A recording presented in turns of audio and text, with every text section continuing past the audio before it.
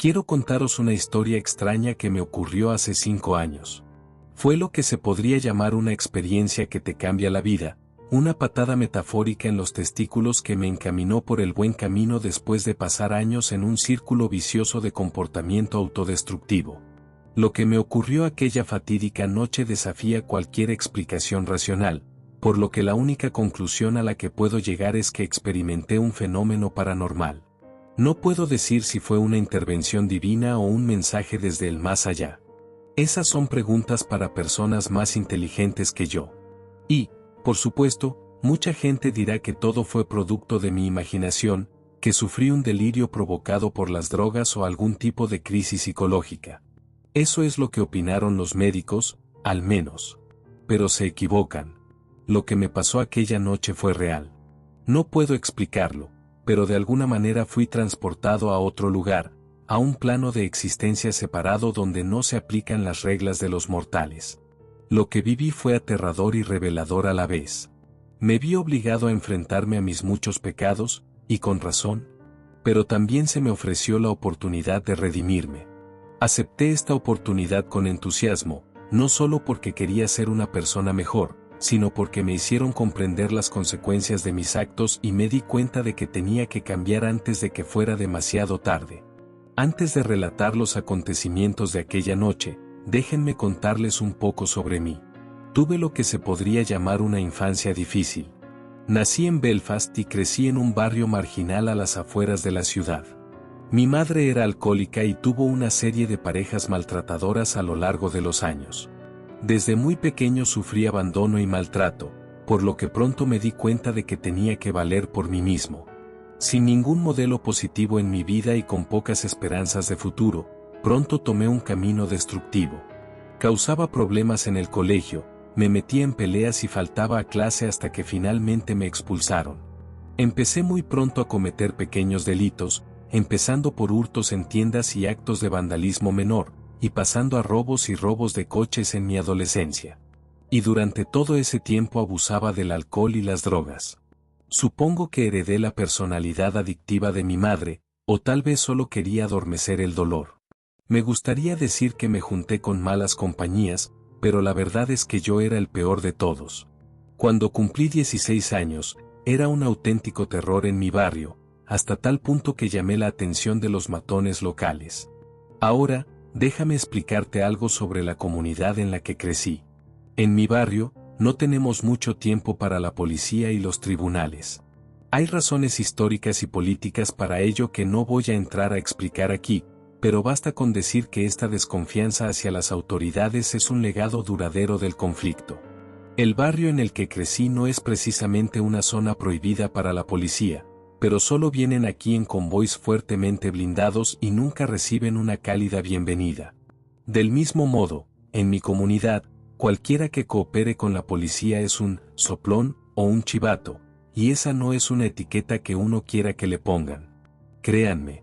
Así pues, en ausencia de una fuerza policial oficial sobre el terreno, se podría suponer que estas zonas son completamente anárquicas. Bueno, eso no es del todo cierto. Como suele ocurrir en estas situaciones, el vacío de poder lo llenan hombres, duros, armados, vigilantes autoproclamados que imponen su propia forma de justicia. A estos hombres los llamamos paramilitares, y siguen muy activos en mi país. También hay reglas no escritas en nuestras comunidades, una especie de sistema paralelo al marco legal oficial. Imaginemos que eres un joven delincuente como lo era yo en mi época y que tus actividades delictivas llaman la atención de la organización paramilitar local. Si tu delito es relativamente menor, lo más probable es que recibas una advertencia verbal en primera instancia. Si causas problemas en la urbanización, puedes esperar la visita de los hombres con la cara cubierta, llamados así porque llevan pasamontañas para ocultar su identidad.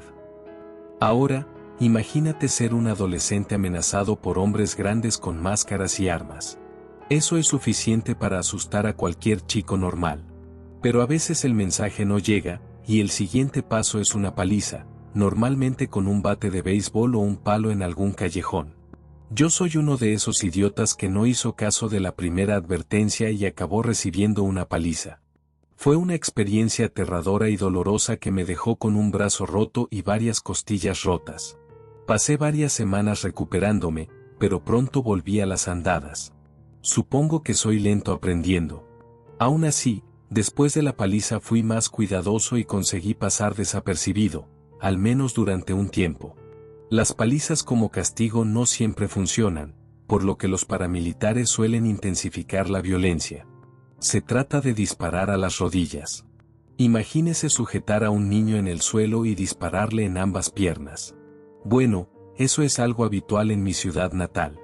Huelga decir que recibir un disparo en ambas rodillas causa lesiones graves, pero la mayoría de las víctimas vuelven a caminar tras un largo periodo de cuidados médicos y rehabilitación.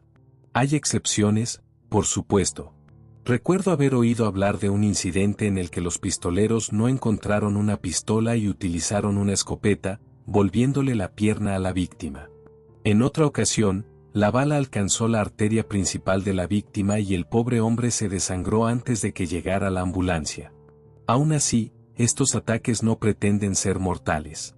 Lo que me lleva a la escalada final, el loco, una bala en la cabeza. Los asesinatos directos no son tan frecuentes como antes. Las investigaciones por asesinato son muy importantes y es un delito muy difícil de cometer sin ser descubierto.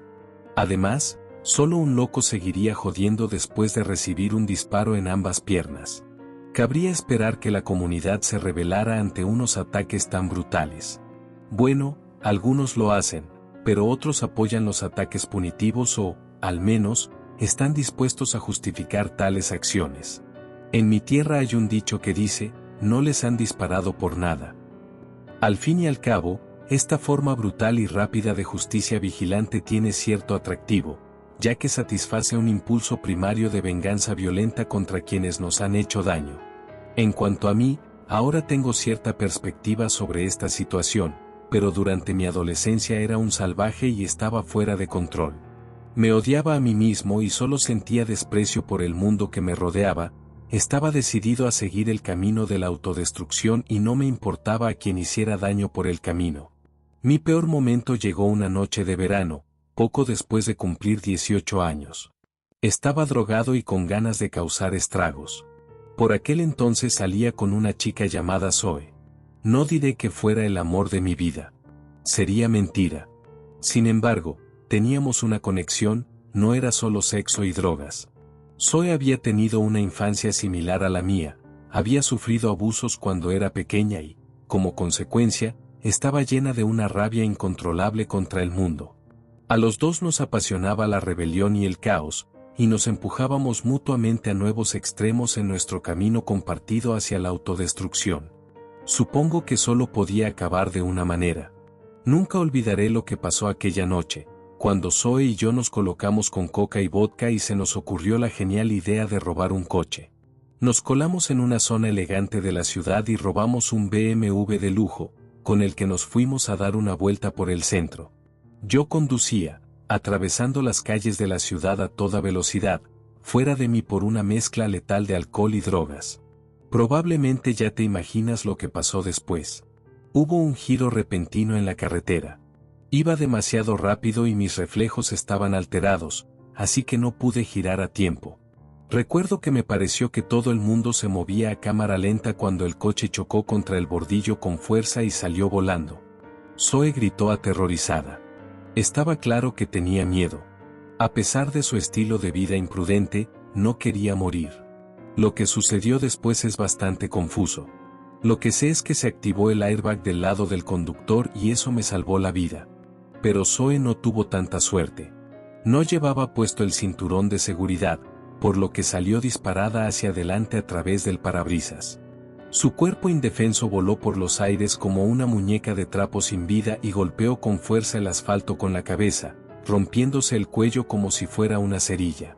Salí a rastras de los restos del coche, aturdido, para contemplar la sangrienta carnicería que tenía ante mí. Supe que Zoe estaba muerta en cuanto vi su cuerpo retorcido y destrozado. Quería correr hacia ella, abrazarla y susurrarle al oído lo mucho que lo sentía. Pero, en ese momento, oí sirenas en la distancia, que se acercaban rápidamente. Y huí como un cobarde, dejando el cadáver destrozado de mi novia en la carretera. De alguna manera, la policía nunca me detuvo por este crimen atroz.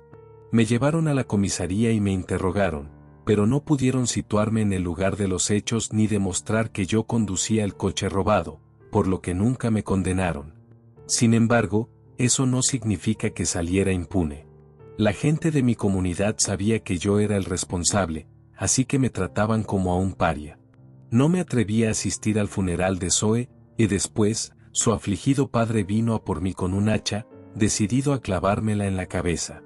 Apenas escapé con vida y pronto huí de la urbanización por miedo a más represalias, y me instalé en un piso vacío al otro lado de la ciudad. Estaba aislado y lleno de culpa por mi papel en la muerte de Zoe, por lo que me volví aún más retraído y consumía cantidades cada vez más peligrosas de alcohol y drogas en un intento de adormecer el dolor.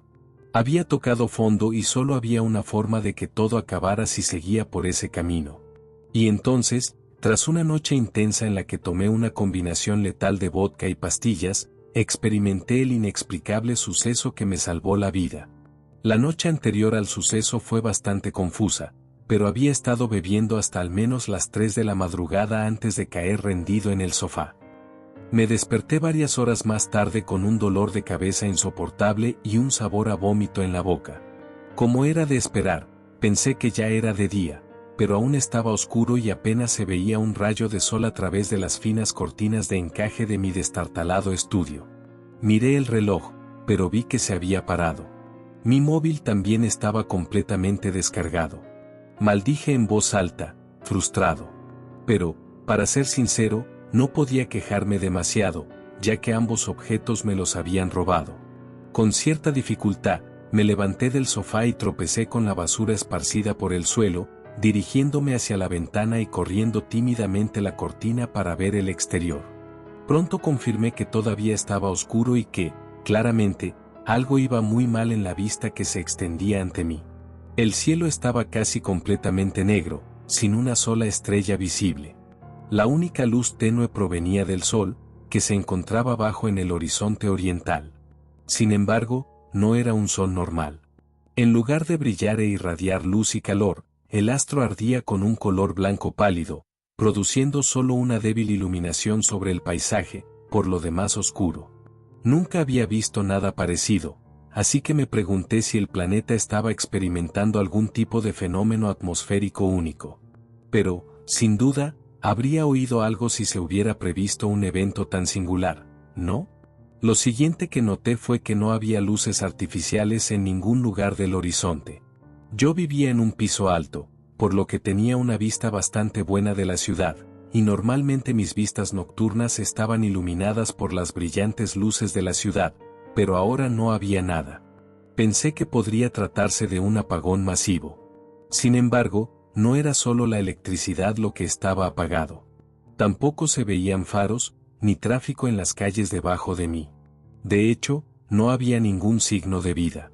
No veía ni un alma. En ese momento, imaginé que estaba teniendo un sueño muy realista. No se me ocurría ninguna otra explicación lógica. Me dirigí a trompicones al cuarto de baño con la intención de echarme agua fría en la cara. Pero, para mi gran frustración, descubrí que ninguno de los grifos funcionaba y no salía ni una gota de agua.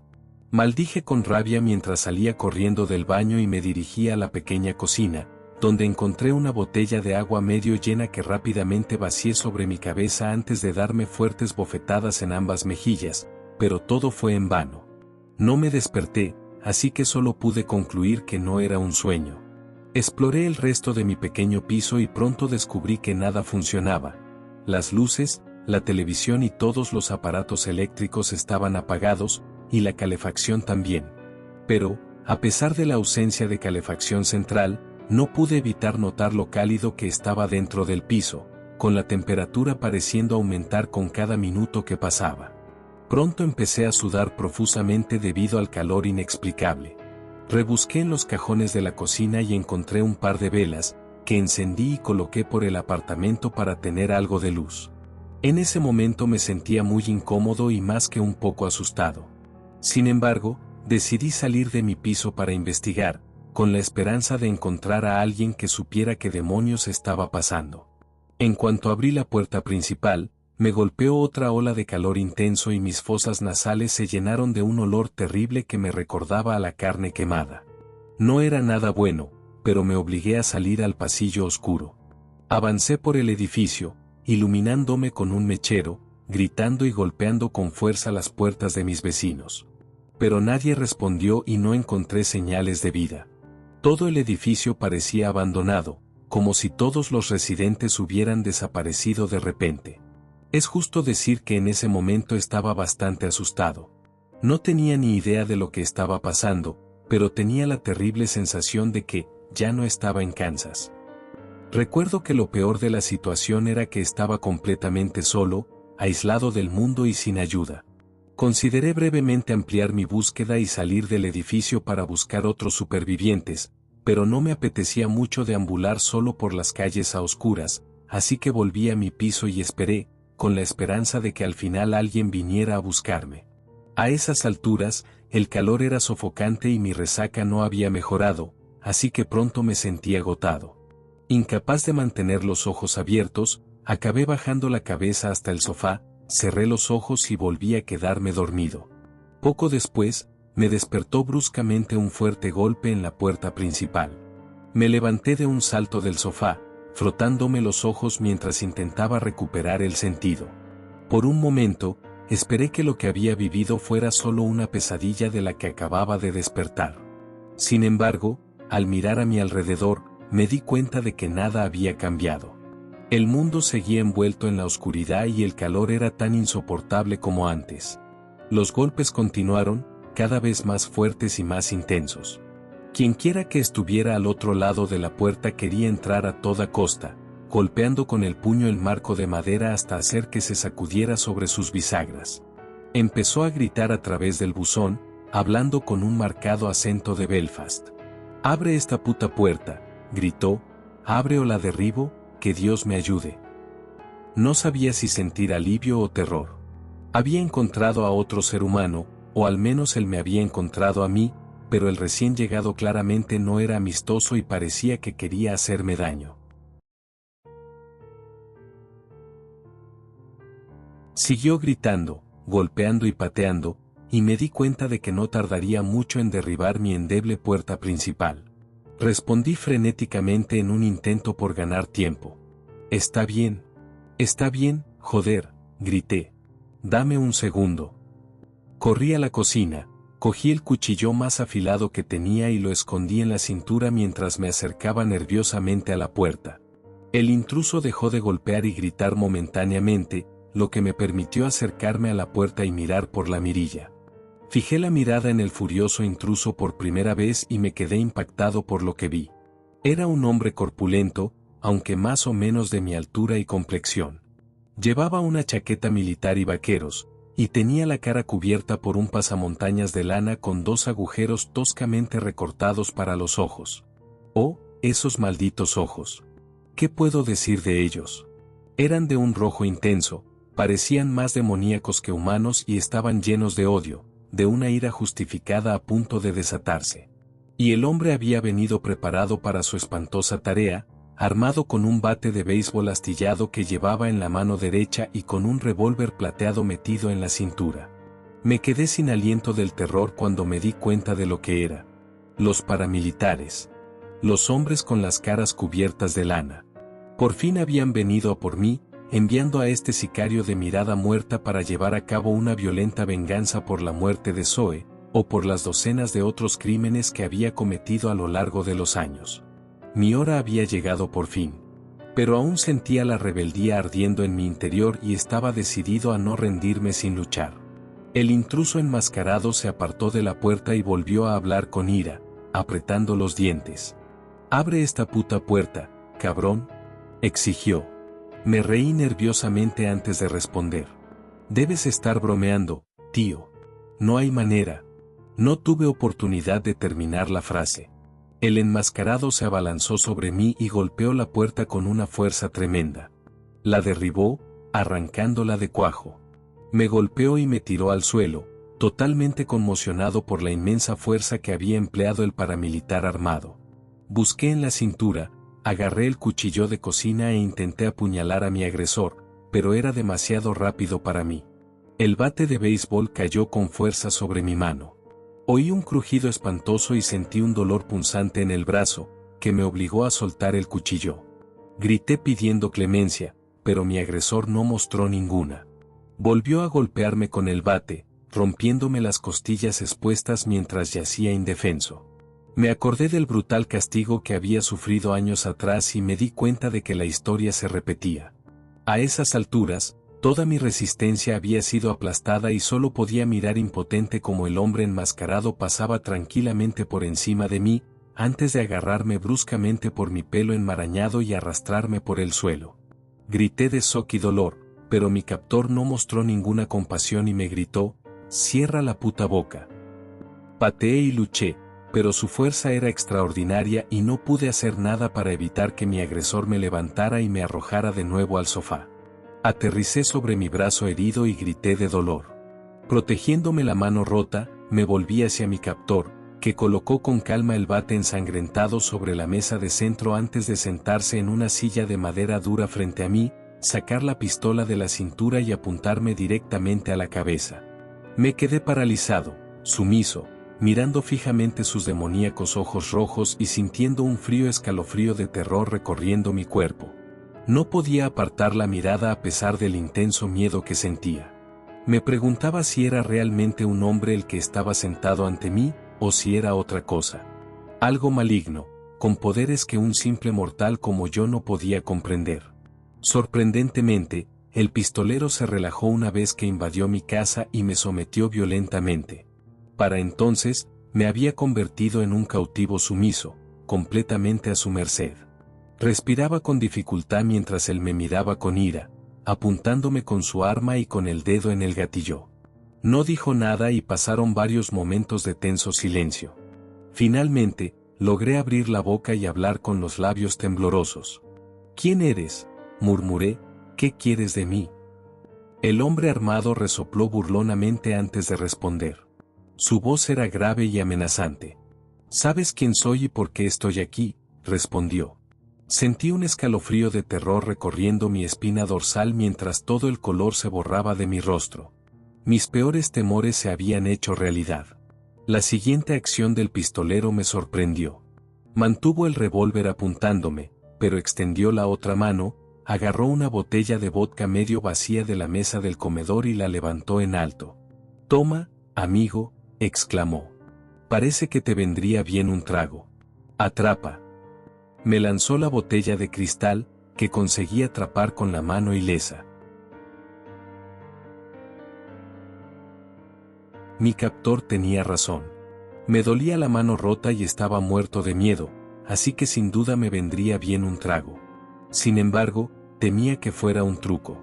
Miré con recelo al hombre armado, que me respondió con un gesto de asentimiento y dijo: «Adelante, amigo». Desenrosqué el tapón de la botella y la acerqué lentamente a mis labios resecos. Di un gran trago, pero algo iba mal. El alcohol sabía a veneno en mi boca, mucho peor que cualquier cosa que hubiera probado jamás. No pude tragar aquel líquido repugnante, así que lo escupí y dejé caer la botella. «Joder», maldije consternado. El pistolero se rió a carcajadas, y su estruendoso rugido llenó la habitación. «Supongo que ya has tenido suficiente, amigo», bromeó. Negué con la cabeza, tratando de recuperar el sentido. En ese momento, oí un sonido aterrador que provenía del exterior de la ventana del piso, algo parecido al rugido de un león o de algún otro gran depredador. El rugido continuó durante varios segundos, y el espeluznante ruido me hizo saltar del sofá y maldecir en voz alta. «¿Qué demonios ha sido eso?», grité asustado. «Siéntate, joder», gritó el hombre armado en tono amenazante. Miré sus ojos rojos y brillantes y el cañón de su arma, y supe que hablaba en serio. Lentamente, volví a sentarme en el sofá, levantando las manos en señal de defensa. Afortunadamente, el rugido había cesado, pero seguía sin entender lo que acababa de ocurrir. «¿Qué ha sido eso?», repetí. «No te preocupes, amigo», respondió mi captor, ahora tienes que concentrarte. Me agarré la cabeza con las manos, sintiéndome como si el mundo entero se hubiera vuelto loco. No entiendo qué está pasando. ¿Qué demonios está pasando ahí fuera? Te he dicho que no te preocupes, respondió mi captor enfadado. Estás donde debes estar y no saldrás de aquí, a menos que me convenzas. No sabía de qué estaba hablando. Sus palabras no tenían sentido para mí, pero el arma apuntando a mi cabeza lo decía todo. ¿Has venido aquí para matarme?, pregunté con los labios temblorosos. No, no exactamente, respondió.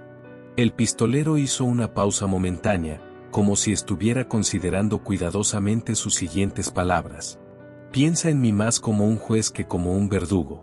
Has hecho muchas cosas desagradables en tu vida y has jodido a mucha gente, por no hablar de haber desperdiciado tu propia vida en el proceso.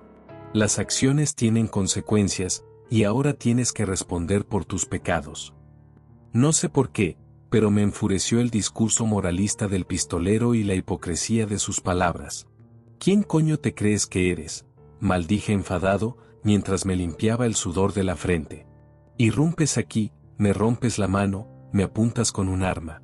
¿Y tienes el descaro de llamarte juez? No eres más que un matón sin cerebro.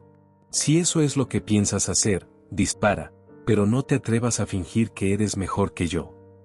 Pronto me arrepentí de mi arrebato de ira y esperé con miedo la respuesta del pistolero. Sin embargo, en ese mismo momento, el rugido comenzó de nuevo, más fuerte y más cercano esta vez. El rugido era tan feroz y visceral que me evocaba imágenes de un depredador sediento de sangre merodeando por las calles oscuras en busca de una presa. Miré al hombre armado con los ojos muy abiertos por el miedo. Mi captor permanecía perfectamente tranquilo, hablando a través de su pasamontañas de lana y preguntando, ¿prefieres responderme a mí o arriesgarte ahí fuera, con él? No era una gran elección, sino más bien un caso de más vale malo conocido. Respiré hondo varias veces, bajé la cabeza y me obligué a hacer la pregunta. ¿Qué vas a hacer conmigo?, pregunté nervioso. Depende, respondió. Quiero darte un juicio justo. Crees que esto es un tribunal irregular, pero me gusta hacer las cosas bien. Te daré la oportunidad de defenderte. E incluso he llamado a un testigo para que testifique. Alguien a quien estoy seguro que recordarás. Asintió con la cabeza, señalando hacia la puerta abierta. Giré la cabeza para mirar y mi corazón casi se detuvo cuando la vi. Era Zoe, había vuelto de entre los muertos. Inexplicablemente, estaba de pie en la puerta y me miraba con ojos tan negros como la noche. Su cuerpo estaba demacrado y su piel más pálida que el blanco más pálido, mientras que su cabello desgreñado le caía suelto sobre la cara. Zoe sonreía mientras se volvía hacia mí, abriendo la boca para revelar un agujero negro. «¡Bu!», gritó juguetonamente. Grité aterrorizado, retrocediendo en el sofá en un intento de alejarme de esa entidad macabra.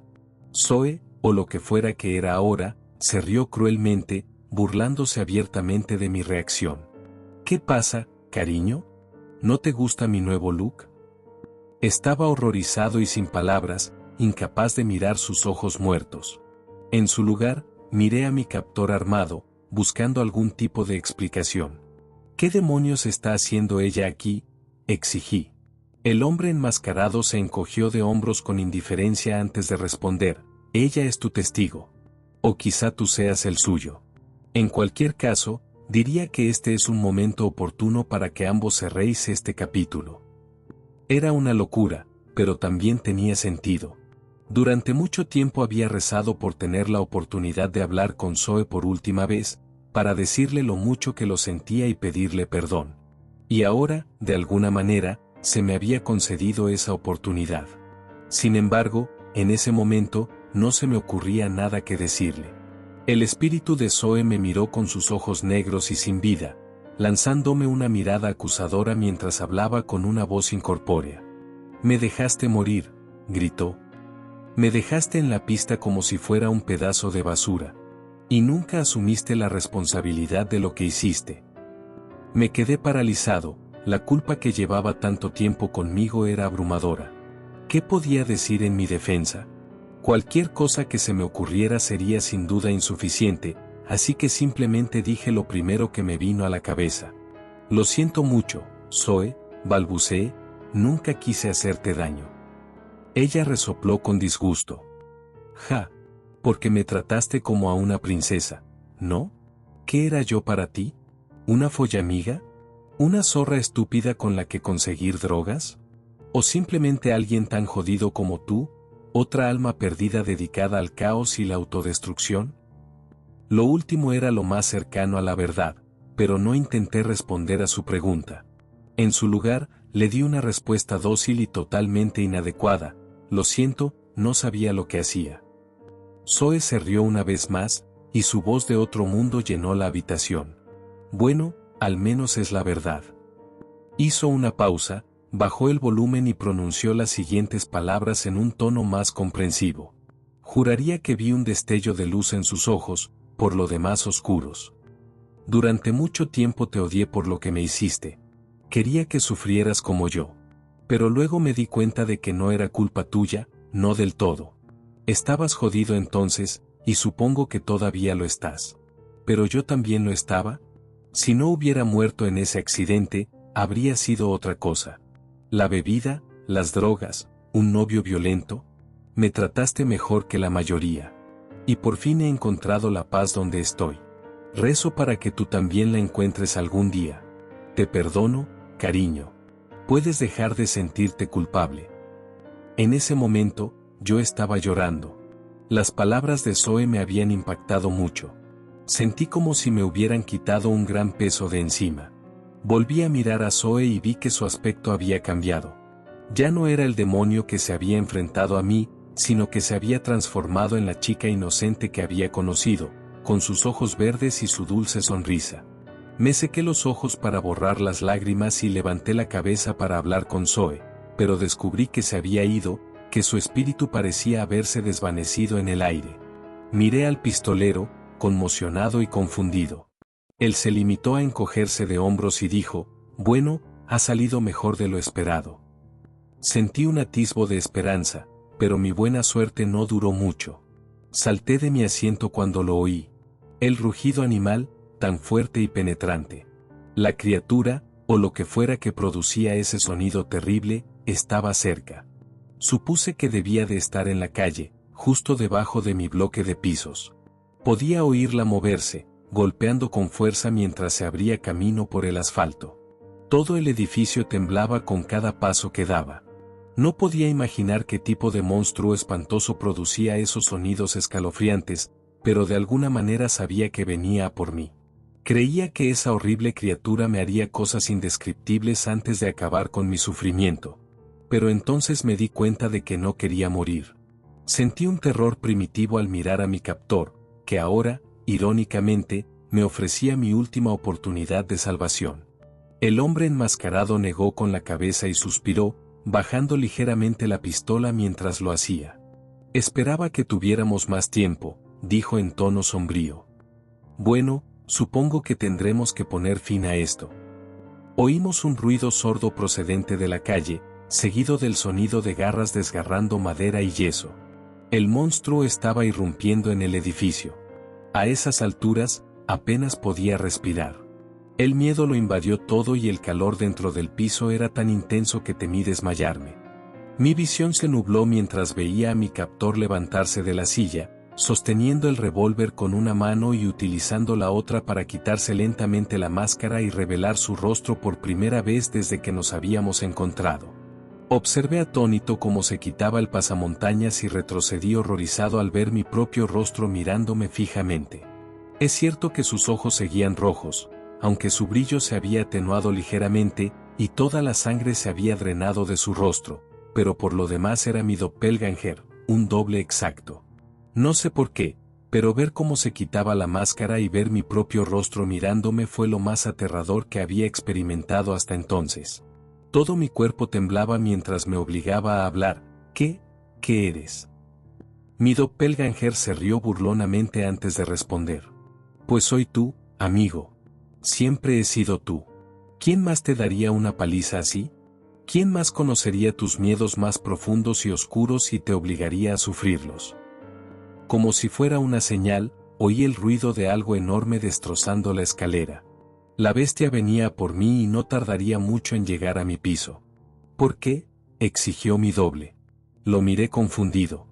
¿Por qué qué?, exclamé presa del pánico. ¿Por qué te haces esto a ti mismo? ¿A nosotros? ¿Por qué sigues jodiéndola? Negué con la cabeza. Mi cerebro iba a toda velocidad. Podía oír el gruñido sordo del monstruo y el estruendo que causaba al abrirse paso a golpes por el edificio. Sabía que no nos quedaba mucho tiempo.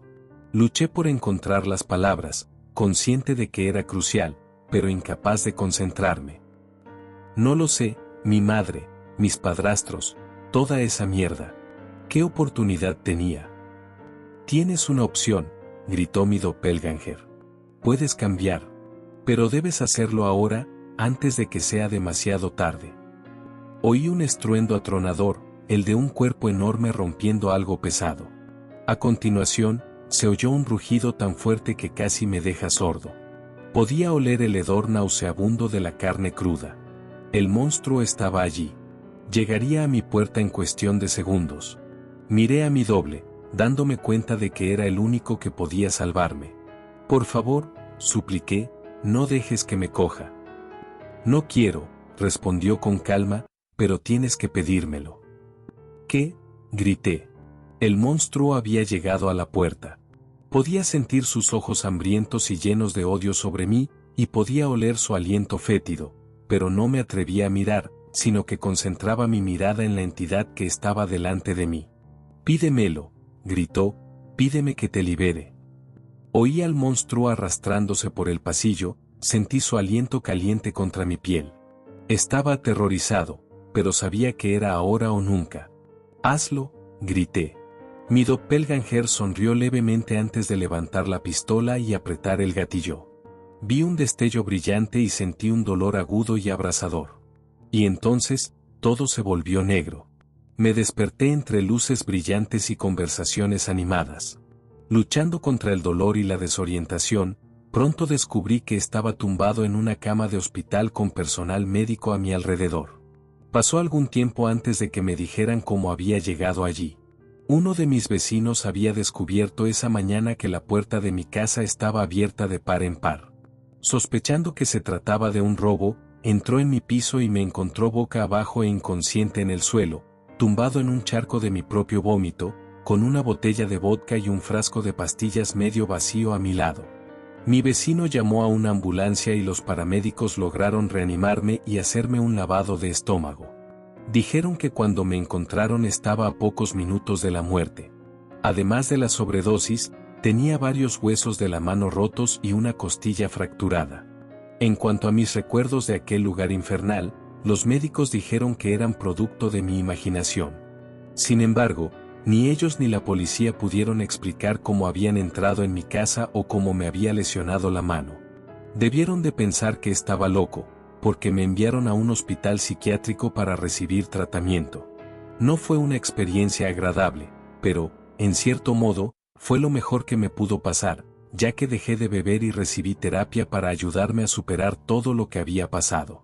Desde entonces, he seguido el buen camino y he logrado metas que nunca hubiera creído posibles. Estoy decidido a no volver a ser la persona imprudente y autodestructiva que fui. No sé qué me pasó exactamente aquella noche, ni quién o qué me salvó la vida. Lo que sí sé es que tengo mucha suerte de estar aquí, y me lo recuerdo a mí mismo todos los días. Entonces, ¿qué consejo le daría a alguien en una situación similar? ¿Qué le diría a un chico que está siguiendo el mismo camino de autodestrucción que yo seguí en su día? Le diría que no es demasiado tarde para cambiar y darle un giro a su vida. Porque, créeme, no quieres pasar por lo que yo pasé. No esperes a que llame a tu puerta el hombre de la cara peluda. Yo tuve suerte, pero tú quizá no la tengas.